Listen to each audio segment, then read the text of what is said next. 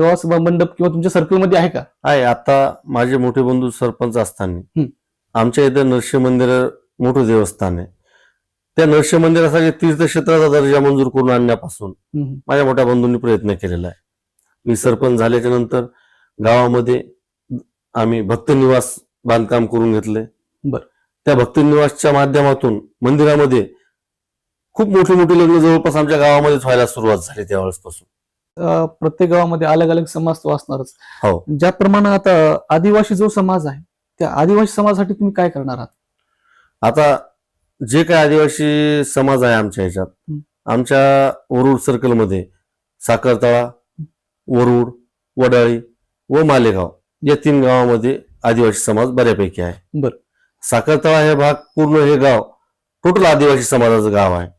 त्या गावाला जोडण्यासाठी आता मुख्यमंत्री सडक योजनेमध्ये रोडची आम्ही मंजुरीसाठी प्रस्ताव पाठवलेला आहे.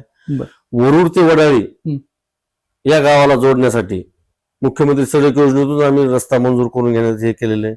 मालेगावसाठी जालना रोड ते मालेगाव पर्यंत गावात जायला 800 मीटरचा रस्ता लागतो. तोही आम्ही मुख्यमंत्री सडक योजने मंजुरीसाठी आम्ही प्रस्ताव पाठवलेले आहेत. राहिला प्रश्न आदिवासींसाठी, आदिवासींच्या घरकुल योजनेसाठी आम्ही बऱ्यापैकी प्रयत्न करत आहोत व या मागील काळामध्ये वरुडमध्ये आदिवासी भवनाची आम्ही स्थापना केलेली आहे. शबरी योजनेअंतर्गत आदिवासींना घरकुल आम्ही मंजूर करून आणून दिलेले आहेत. आदिवासींच्या ज्या काही अडीअडचणी सोयी सुद्धा शेतीसाठी पंप लागतात ती आम्ही त्यांच्या त्या विकासाच्या याच्यातून आम्ही ते मंजूर करून घेऊ.